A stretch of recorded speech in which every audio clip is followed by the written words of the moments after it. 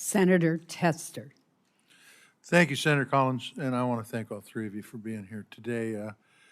We have heard and we know some of the things that China's doing, what they're doing with their military, they're doing with money manipulation, what they're doing with the precursors of fentanyl, with cyber attacks, harmful trade policies, opposition to a free and open Pacific. Senator Shaheen talked about their Belt and Roads Initiative, what they've done worldwide with rare earth, and what they're doing with technology theft.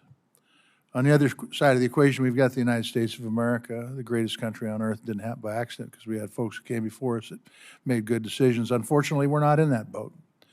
The folks here in Congress, I think, have forgot what our mission is. We're dealing with a debt ceiling on money that we've already spent, which will cause us to go into default, which will cause us to go into a depression if not remedied. Folk will lose retirement. We could even lose our reserve currency. We're dealing with an individual who's holding all our flag officers in the military. I don't have to talk to Secretary Austin about how negative that is. Senator Shaheen talked about the ambassadors that are being held on the floor, and we've got a situation where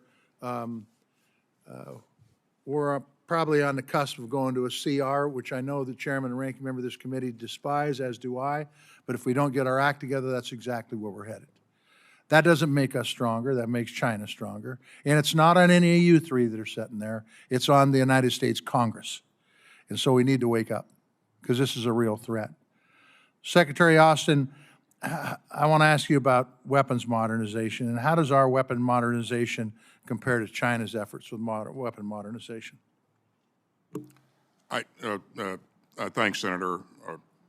First of all, let me tell you that I truly maintain and believe that we have the competitive edge, and we're going to work to maintain that competitive edge going forward. And so that's why you see us looking to invest not only in research and development, but also $60 billion to maintain the Air Force that we believe we need, another $48 billion to invest in maintaining the world's greatest Navy. And I'll bet on our Navy versus any other Navy any day of the week. And also $11 billion to invest in long-range fires, and that includes hypersonics.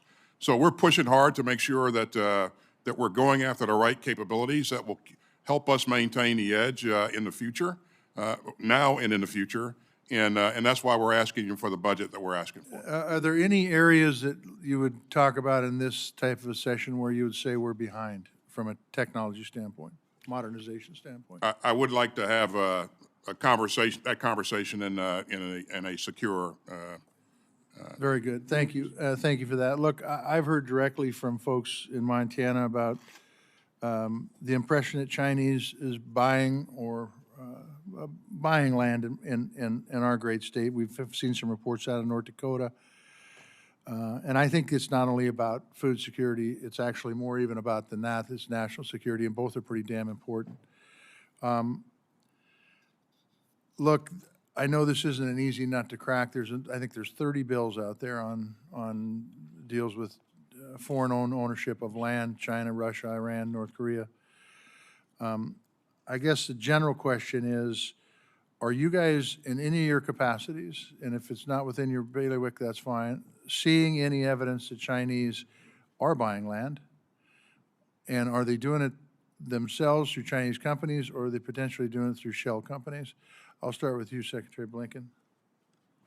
So, Senator, to put this in perspective, and again, not my area of expertise, but based on the facts as I believe them to be, I think about 3% of our farmland is foreign-owned.